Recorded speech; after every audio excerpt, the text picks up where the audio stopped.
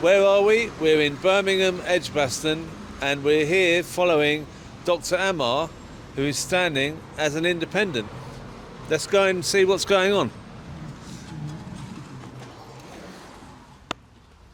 I don't think the mainstream parties, both the Tories and the Labour Party, are being honest with the electorate, and this is one of the main reasons that I, as a physician, actually decided to get involved in the political process.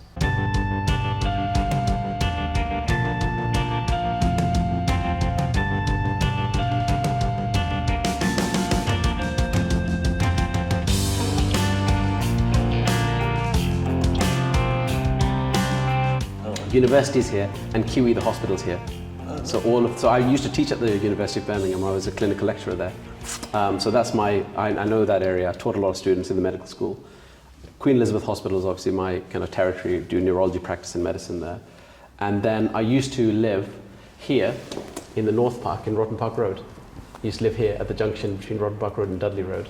And my dad used to work at the City Road, Dudley Road Hospital just up the road there. And I used to go to Rotten Park School, which is one of the state schools here. That's how my life started, actually, when I arrived as a new immigrant into this country. Oh, where did you come from? I was born in Pakistan. Oh, right. Yeah. So at the age of 9, I arrived here, and our life started here in the north. So I've got a deep connection to this place.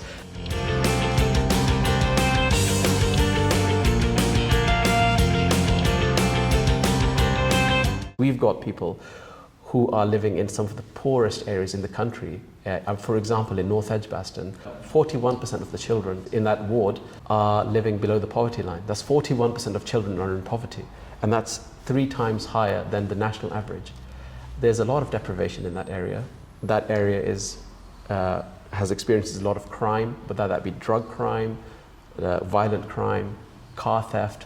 And the cuts to the local services are really cutting deep there. There's crime. I live in Moseley. There's loads of crime there. Drinkers, drugs, abuse. Although we've had a Conservative government, the city has been bankrupt and it was predominantly run by Labour, and there's anger at both of these parties that they're kind of failing the people on the ground level and just kind of point scoring and playing politics. The refuse collection is nowhere to be seen. There's piles and piles of litter opposite primary schools that have been there for weeks, and the council hasn't taken action. People are really angry about that. Hi guys, so yeah, thanks for taking my leaflet. My name's Dr. Ammar. I'm a doctor at the Queen Elizabeth Hospital. I work in the neurology department. I used to be a member of the Labour Party, but when it came to this election, I looked at the ballot box and I thought there's no one I could support, including the Labour Party. Yeah. And you do vote, please consider voting for me. And if you like the campaign, please spread the message. The website, ammar.vote, has all the details. You can scan the QR code as well to get to our socials. Okay? Absolutely. So lovely engaging with you. Thank you. Thanks a lot. It was interesting. Thank you. I hope you enjoyed it. Thank you. Have a nice day. Bye-bye. The demand on healthcare itself is also a huge budgetary a requirement, and it just hasn't been met. The Labour Party are leading in the polls. They're most likely to be the incoming government. They had the opportunity to propose something bold, something transformative, yet they've chosen to be meek and timid. We have a homeless person who lives here right by our office, and it's become very, very common.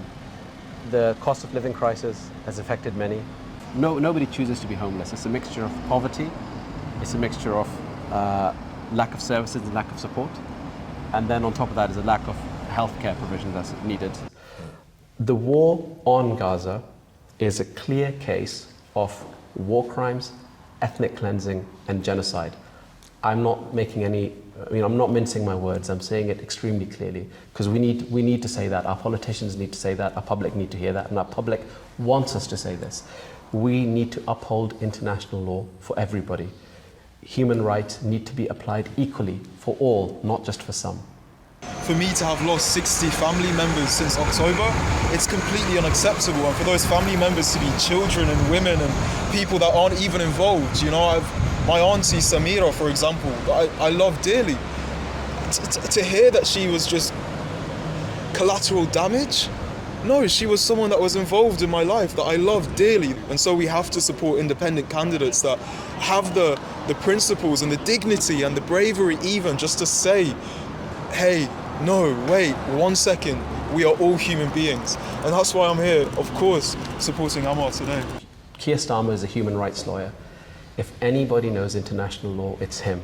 And we all remember the interview that he gave to LBC, where he clearly stated that he thought, in his opinion, and he's, once again, a lawyer, an international lawyer who's presented to the ICJ, he said, in his opinion, Israel has the right to cut off power and water to 2 million innocent citizens, 1 million of whom are children.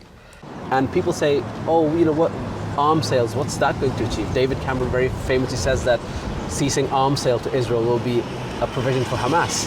The humanitarian workers that bravely went out there with the World Central Kitchen, that were British citizens and that were killed by a drone, well, the drone was a Hermes H450 drone, the engines of which are made right here in the West Midlands, in Tamworth. What is the situation here? I mean, there's a Labour MP. It's a marginal seat, I believe. But how do you think that the votes are spreading around? Because you've got Reform, you've got Conservatives, you've got Labour, and you've got yourself. And there's no other independents. Yes, I am the only independent. The majority for Labour is 5,000.